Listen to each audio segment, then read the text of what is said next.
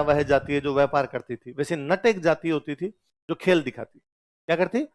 दो पिलर लगाते, दो पिलर लगा के इनके बीच में एक रस्सी बांध दिया करते और इसके ऊपर चलता। तो नट की पत्नी चलती थी, नट की पत्नी हो गई तो हो गई नटनी। क्या हो गई? तो कहते हैं एक बार कोई नटनी थी, पिछोला क्रॉस कर रही थी, उसने कहा हम पिछोला क्रॉस कर लूंगी, और वो उस झील के अंदर गिर गई। तो बाद में उस नटनी की याद में यहाँ पर क्या बना दिया गया? चबूतरा। तो कोई पूछे नटनी का चबूतरा कौन सी झील के पास है? बूंदी में कौन सा वंश था? चौहान। कौन सा वंश था? कौन सा वंश था? चौहानों की ब्रांच कौन सी थी?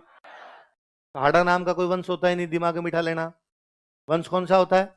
मैंने लिखवाया ना चौहान वंश की शाखाएं कौन कौन सी, हमने लिखा है बूंदी, कोटा, नाडोल, जालोर, सिरोही, रणथंभौर, ये तो लिखा है। मैंने वहां ये लिखवाया था कि हाड़ा वंश की, और वहां में लिखवाया बूंदी में चौहान वंश की हाड़ा शाखा का शासन है, या मैंने ये लिखवाया कि बूंदी में हाड़ा वंश का शासन है। क्या लिखा था हमने? बूंदी में कौन सा वंश था? चौहानों की कौन सी ब्रांच? सिरोही में कौन सा वंश था? चौहानों की कौन सी ब्रांच? देवड़ा। कौन सी? जालोर में कौन सा वंश? चौहानों की कौन सी ब्रांच? कोटा में कौन सा वंश? चौहानों की कौन सी ब्रांच? बोले बड़ी बात है। तो इसी प्रकार से तो बूंदी में एक वंश है, वंश कौन सा है? चौहानों की कौन सी ब्रांच है? लाखा मेवाड़ का राजा है, लाखा ने एक बूंदी शादी की है, तो बूंदी की जो राजकुमारियां होती है वो कहलाती हाड़ी रानियां। क्या कहलाते? एक हाड़ी रानी से शादी करके कौन आया? लाखा। शादी के कोई 2-4 दिन बाद में लाखा ने उस रानी से यूं पूछा कि भाई तुम्हारा मन तो लग गया? हाँ ठीक है, तो तुम यदि मन नहीं लगे तो चित्तौड़ घूम लिया करो, बाहर चली जाया करो, देख लिया करो। तो उसने कहा घूम लिया। तो कैसा लगा तुम्हें चित्तौड़? तो उसने कहा अच्छा है। तो लाखा ने कहा बस अच्छा ही। उसने कहा हाँ ठीक है, पर बूंदी जितना अच्छा नहीं है। जब महिला को अपने पीहर से थोड़ा ज्यादा ही प्यार होता है, गाँव में कहते हैं कि पीर की चिड़कली चौकी लगे, तो पीहर की तो चिड़िया भी क्या लगती है? अच्छी लगती। तो लाखा खाना खा रहा था, लाखा खाना खाते खाते हाथ ही रुक गया। लाखा ने कहा रिपीट दिस लास्ट लाइन। तो रानी ने कहा भाई चित्तौड़ अच्छा है लेकिन बूंदी जितना अच्छा। लाखा ने कहा इसका मतलब पूरा नहीं देखा तुमने। रानी ने कहा देख लिया जी, पूरा देख लिया, बूंदी बूंदी है। लाखा ने कहा वो आगे से रतन सिंह के महल, गोरा बादल के महल, पद्मिनी के महल वो देखे? अरे के डन एकदम पूरा। आप कभी बूंदी आओ इस बार, मैं दिखाऊंगी बूंदी, बूंदी क्या चीज आपको पता चलेगा। लाखा ने कहा हो ही नहीं सकता, बूंदी अच्छा कैसे हो सकता चित्तौड़ से? तो रानी को लगा नाराज हो रहा आदमी। तो रानी ने कहा नहीं नहीं चित्तौड़ अच्छा, चित्तौड़ आप तो खाना चीमो। लाखा ने कहा नहीं सीरियसली बता अच्छा कौन सा है, बूंदी है चित्तौड़ है? उसने कहा बूंदी। लाखा ने खाना बीच में छोड़ा, बाहर आए, बाहर आके अपने सेनापति को बुलाया कि सेना तैयार करो, बूंदी पर आक्रमण करेंगे। क्योंकि मेरा मानना है सबसे अच्छा किला कौन सा है? चित्तौड़, पर रानी का मानना है किला अच्छा कौन सा है? बूंदी। तो बूंदी गिरा दिया जाए। यदि बूंदी गिरा दिया जाएगा फिर तो अच्छा कौन सा बचेगा? चित्तौड़। लोगों ने समझा कि साहब ऐसे थोड़ी करते हैं, 5 दिन पहले वहां तोरण मार के आए थे, अब जाके वहां तीर मारेंगे, कितना बुरा लगेंगे यार। लाखा का मैंने कसम खाई है जब तक बूंदी नहीं गिराई जाएगी तब तक मैं अन्न व जल ग्रहण। लोगों ने जाके रानी को समझा कि डाकी को क्या कर दिया तूने इसको, और समझा इसको। रानी आई, रानी ने आका के अब मैं आपसे मजाक भी नहीं कर सकती क्या? लाखा ने कहा मैंने 2 बार पूछा था सीरियसली बता दे, और तूने दोनों बार क्या बताया था? बूंदी। फिर कोई एक मंत्री जी थोड़े सियाने थे, उन्होंने कहा देखो साहब ऐसे मत करो, ऐसे तो बुरे लगेंगे, बूंदी पर अटैक ही करना है तो थोड़े दिन बाद में अपना अटैक कर लेंगे। एक बार एक काम करते हैं, अभी चित्तौड़ के बाहर एक कमरा बनाते हैं, उस पर लिखते हैं बूंदी का किला, आप गिरा दो। नकली बूंदी बनाते हैं। क्या बनाते हैं? नकली। आप उसको गिरा के एक बार कसम पूरी कर लो, खाना वाना तो खा लो, फिर बूंदी पर कभी भी अटैक कर देंगे। लाखन का जल्दी करो, भूख लगी हुई है, जो भी करो। तो चित्तौड़ के बाहर एक कमरा बनाया गया, उसका नाम रखा गया नकली बूंदी। क्या रखा गया? और नकली बूंदी पर अटैक करने के लिए लाखा जी गए, सेना वेना लेके पूरा माहौल बनाया एकदम कि बूंदी पर आक्रमण करने के लिए जा रहे हैं। और पास में जाके लाखा जी का एक तीर मारो ये तो गिर जाएगा। और लाखा जी जैसे तीर मारने लगे, सामने से तीर है, लाखा जी का चेक करो रे कौन है। अच्छा अपने आज भी रिवाज होता है कि जब बहन की शादी करते हैं तो अपने परिवार से कोई एक बंदा बहन के साथ जाता है। उस बूंदी वाली हाड़ी रानी के साथ उसका एक 15 साल का भाई आया हुआ था, उसका नाम था कुंभाहाड़ा। क्या नाम था? वो तीर चला रहा था, पकड़ के लाए। लाखा जी का ये आप बड़ा साड़ा ही है, ये चला रहा है। उसको पूछा तेरे क्या दिक्कत है भाई? उसने कहा मैंने सुना है ये जो आपने कमरा बनाया नकली बूंदी बनाई है। हाँ मैंने सुना है इसको गिरा के आप अपने कसमें वादे पूरे करने वाले हो। अरे क्या साइड में हो जा, फटाफट करने दे आप। उसने कहा ना, बूंदी भले असली हो भले नकली, जब तक एक एक हाड़ा जिंदा बूंदी नहीं गिरेगी। मेरी आंखों के सामने मैं कैसे इस बात को बर्दाश्त करूंगी? तुम अभी इसको गिरा के राजी होकर तालियां बजाओगे, बूंदी गिरा दी, बूंदी गिरा दी, और मैं खड़ा रहूं यहाँ पे। ये नहीं हो सकता। तो तू क्या करेगा? उसने कहा मैं लड़ाई करूंगा। अरे तुम अकेले? उसने कहा मैं मर जाऊंगा लेकिन ये बूंदी नहीं गिराने दूंगा जब तक मैं नहीं मरूंगा। फिर इस लड़के को मारना पड़ा, तब जाके बूंदी गिराई गई। नकली बूंदी की रक्षा करते लड़ता हुआ कौन मारा गया? नकली गढ़ दिदो नहीं बिना घोर गमसाण, सिर टूटा बिन किम फिरन असली गढ़ प्राण। जब नकली किला बिना लड़ाई के नहीं दिया तो असली किला जीतने के लिए आपको कई सारे लोगों को हराना पड़ेगा, कई सारे लोगों को मारना पड़ेगा। फिर हमने पढ़ा था कि लाखा ने चित्तौड़ बूंदी के बम्बावता और मांडलगढ़ पर अधिकार कर लिया था, पढ़ा था हमने। तो वो आक्रमण उसी टाइम के आसपास का आक्रमण है। देखो वो एक कहानी सुनाती है कि किसी समय मेवाड़ में एक राजा है, राजा का नाम है रतन सिंह, और रतन सिंह के पास में एक तोता आया हीरामन। कौन आया? और उसने आगे रतन सिंह को बताया कि 7 समंदर पार एक रानी रहती है, बहुत सुंदर रानी है, तुम्हें उससे शादी करनी चाहिए। राजा उस तोते के पीछे पीछे गया, सिंहल द्वीप गया। हमारे इतिहासकार कहते हैं सिंहल द्वीप मतलब आज का श्रीलंका, आज का श्रीलंका। वहां गया, पर वहां रतन सिंह को पद्मिनी मिली नहीं। वह राजा के महल में रहती है, अपने पिता के महल में रहती है। महल में कैसे वो प्रवेश करे? तो कई दिन तो घुमा, जब दर्शन नहीं हुए तो वहां पे सन्यासी बन गया, जोगी बन गया, और 7 साल तक जोगी के बेस में घूमता रहा। कितने साल तक? 7 साल बाद में वहां का जो राजा गंधर्व सेन, उसने रतन सिंह को देखा और पूछा कि यार तुम तो अच्छे घर के मालूम होते हो, यंग एज के मालूम होते हो, और यंग एज में सन्यास क्यों धारण कर लिया, क्यों जोगी बन गया, क्यों जोग धारण कर लिया? और उसने कहा कि मैं तो तुम्हारी राजकुमारी से विवाह करने के लिए आया था और मिल नहीं पाई वो, तो मैं यहाँ जोगी बन गया। गंधर्व सेन को जब पता चला कि मेवाड़ का राजा मेरी बेटी से शादी करना चाहता और ये मेवाड़ का राजा है, तो उसने अपनी बेटी की शादी कर दी। रतन सिंह पद्मिनी को सिंहल द्वीप से लेकर चित्तौड़ आए और हंसी खुशी अपने दिन व्यतीत कर रहे थे। रतन सिंह के दरबार में एक व्यक्ति रहता है, उसका नाम है राघव चेतन। क्या नाम है? कहते हैं एक बार उसने पद्मिनी को देख लिया और इस बात पे बड़े नाराज हुए रतन सिंह, और रतन सिंह ने उसको बाहर निकाल दिया था अपने दरबार से कि तुम भाई महिलाओं को इस प्रकार से देखते हो। उसको निकाल दिया तो उसको बड़ी बेइज्जती महसूस हुई, तो उसको लगा मुझे क्या करना चाहिए, तो दुश्मन का दुश्मन दोस्त होता है। तो दिल्ली चला गया। दिल्ली का राजा कौन था? अलाउद्दीन खिलजी।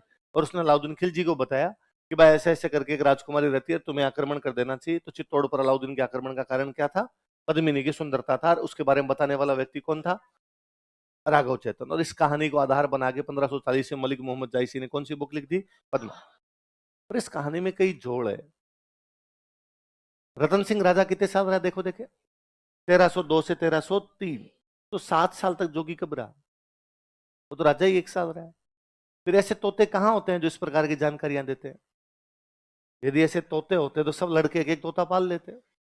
वो तोता उनको बता देता कि पार्क में चक्कर लगाने से कोई मतलब नहीं, 3 गली छोड़ के मैं बता देता हूँ, वहां पर जाएगा तो थोड़ा मामला बन सकता है तेरा। अच्छा, तोते का नाम और पता है हमें? तो हीरामन। ऐसे तोते ने अगर रतन सिंह को कहा होगा कि माई सेल्फ हीरामन और आप मेरे साथ चलिए।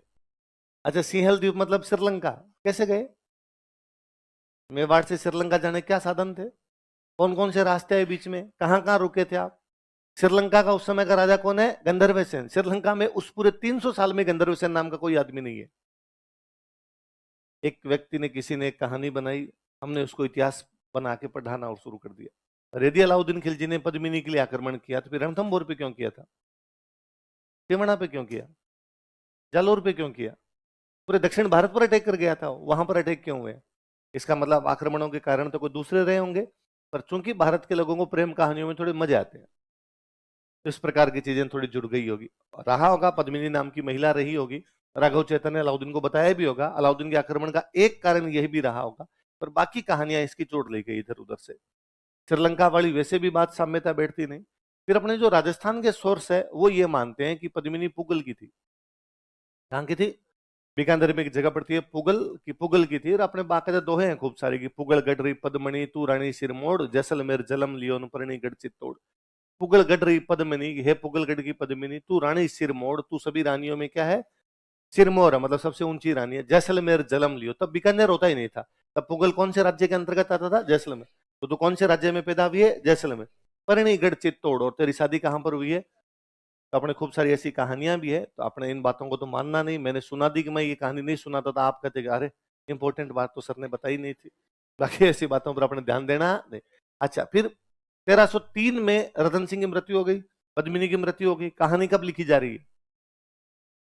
तो 250 साल बाद में तो कई नमक मिर्च लगते हैं।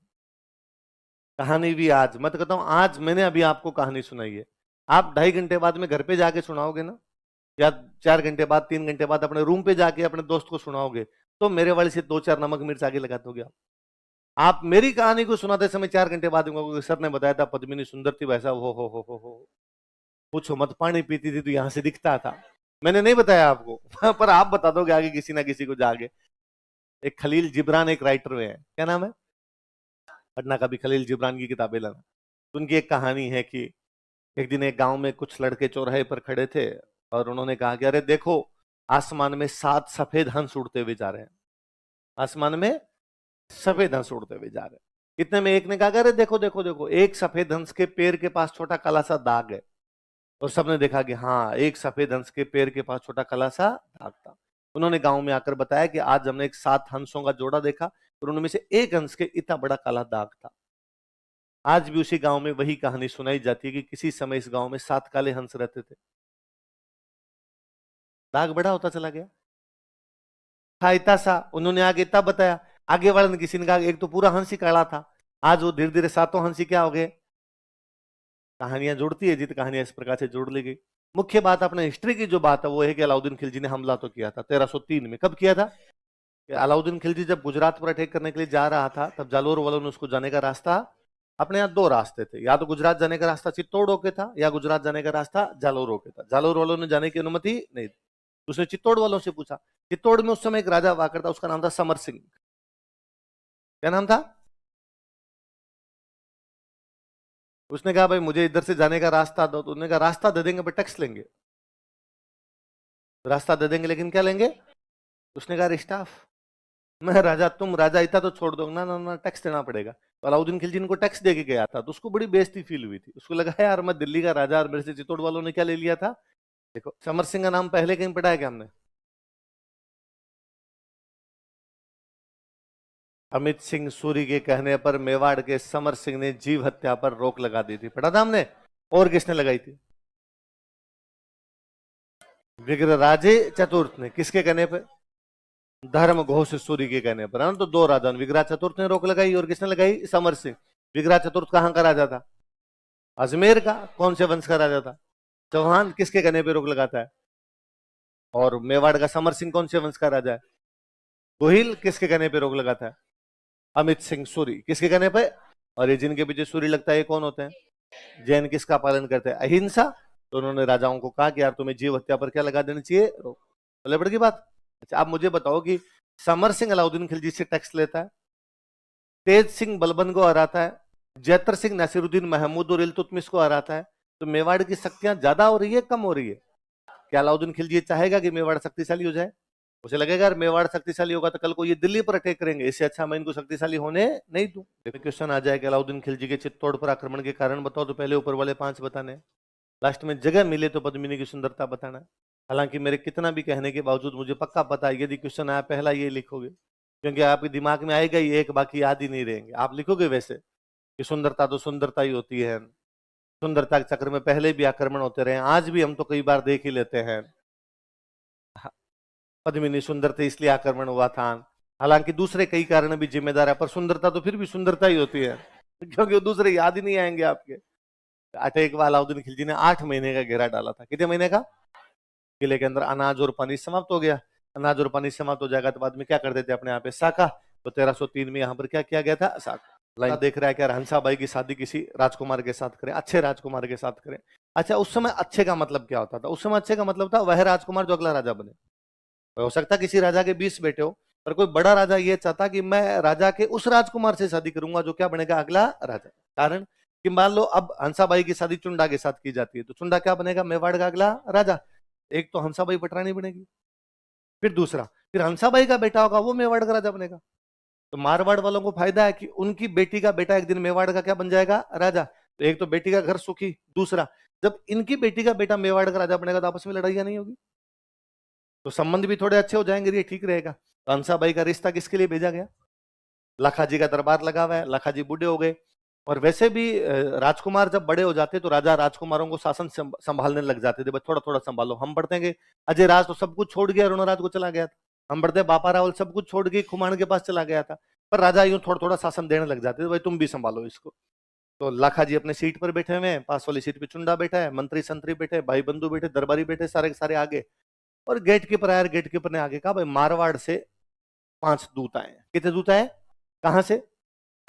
लाखा ने कहा लाओ भाई अंदर। पूछा भाई कैसे पधारे आप, सब कुछ शांति है, कोई लड़ाई झगड़ा तो नहीं हो गया, क्या समाचार लेके आए? सब सब दया है, लाखा जी जैसा राजा मारवाड़ का दोस्त है तो हमें कोई लड़ाई झगड़े की चिंता नहीं। पूछा भाई मारवाड़ के राजा राव चुंडा के क्या हाल है, कि सब राजी खुशी, तबीयत वगैरह ठीक है, कि हाँ। बताओ तो क्या समाचार लेके आए? तो उन्होंने कहा हम नारियल लेकर आए हैं। क्या लेकर आए? नारियल का मतलब था लड़की का रिश्ता लेकर आए। तो जैसे उन्होंने कहा हम नारियल लेके आए तो लाखा जी जोर जोर से हंसे। लाखा जी ने कहा क्या बात करते हो, बुढ़ापे में भी हमारे लिए नारियल? लाखा जी को लगा मेरे लिए रिश्ता है, और पहले राजाओं के होते भी थे, कोई बड़ी बात भी नहीं थी। तो उन पांचों ने हाथों हाथ कहा अरे सॉरी सर, एक्चुअली आपके लिए नहीं लाए, हम तो आपके बेटे। अब ये कहते ही लाखा जी तो चुप हो गए, दरबार हंसा पूरा। और दरबार को लगा यार लाखा जी को देखो, ये तो कॉमन सेंस की बात है ना भाई, आपके लिए नारियल नहीं आएगा, नारियल किसके लिए आएगा? पर लाखा जी को देखो, मतलब बूढ़े हो गए पर दिल है कि डोगरे को बुढ़ापे में ब्याह करने हैं वापस जाके। अब बाकी सबको तो हंसी आई, पर चुंडा को बड़ा बुरा फील हुआ। आपके सामने आपके पिताजी भी को हंसे तो आपको तो बुरा फील होगा। तो चुंडा ने हाथों हाथ वो जो मारवाड़ वाले दूध थे उनको कहा थैंक यू, आपने मुझे इस योग्य समझा कि अपनी राजकुमारी का रिश्ता मेरे लिए लेके आए। लेकिन मेरे पिताजी ने जाने अनजाने में आपकी राजकुमारी से शादी की इच्छा जाहिर कर दी, इनको लगा नारियल इनके लिए आया, इसलिए आपकी राजकुमारी अब मेरे लिए मां के समान है, इसलिए आपकी राजकुमारी से मैं शादी नहीं करूंगा, आपकी राजकुमारी की शादी मेरे पिताजी। उन्होंने कहा कि चुंडा एक बार पिताजी को ढंग से देख ले, बूढ़े हो गए यार, अब पिताजी का क्या ब्याह करना है? तो चुंडा ने कहा मैं कब कर रहा हूं, यहां पर कीजिए, राजस्थान पूरा भरा पड़ा है, कहीं पर जाके और शादी कर दीजिए, और किसी राजा से कर दीजिए, मैं आपकी राजकुमारी से नहीं करूंगा। उन पांचों को बड़ी चिंता, बेचारे बाहर के बाहर जाके बात की कि यार अब क्या करें। उनमें से एक कोई सियाना आदमी था, उसने कहा कर देते हैं, लाखा से कर देते हैं, क्या है, रिश्ता ही तो करना है। उनका बात ये नहीं है, बात ये है कि लाखा के मरने के बाद अगला राजा कौन बनेगा? यदि हंसाबाई की शादी लाखा के साथ की जाती है तो हंसाबाई का अब जो बेटा होगा वो राजा तो नहीं बनेगा, फिर मतलब क्या है? अंदर चलो बात करते हैं। अंदर आए आके चुंडा कहा कि चुंडा हम हमारी राजकुमारी की शादी तेरे पिताजी के साथ कर देंगे, पर हमारी एक शर्त है, यदि तुम बताए तो। बताओ कि तेरे पिताजी के मरने के बाद अगला राजा कौन बनेगा? चुंडा ने कहा ऑब्वियसली मैं बनूंगा, इसमें तो क्या है ना। यदि हंसाबाई की शादी लाखा से की जाती है तो फिर हंसाबाई का बेटा होगा, वो भले ही तेरा छोटा भाई होगा, सौतेला भाई हो जाएगा, छोटा भाई होगा, लेकिन उसको क्या बनाना पड़ेगा? चुंडा ने कहा यदि आपकी यह शर्त है तो मैं मानने के लिए तैयार, आप शादी मेरे पिताजी लाखा के साथ कर दीजिए, अगला राजा मैं नहीं बनूंगा, अगला राजा मेरा जो भी सौतेला भाई होगा उसको बना दिया जाएगा। महाभारत काल में हस्तिनापुर में एक राजा वे महाराज शांतनु। कौन हुए थे? एक दिन नदी किनारे घूम रहे थे, नदी किनारे एक लड़की उनको पसंद आती है, सत्यवती। कौन थी वो? सत्यवती के पिता के पास गए, सत्यवती के पिता कहा कि मैं आपकी बेटी सत्यवती से विवाह करना चाहता हूं। सत्यवती के पिता ने कहा महाराज शांतनु कल आपके दरबार में बातचीत की जाएगी। अगले दिन महाराज शांतनु का दरबार लगा हुआ है, महाराज शांतनु का सबसे बड़ा राजकुमार उनके पास बैठा, देवव्रत। क्या नाम था?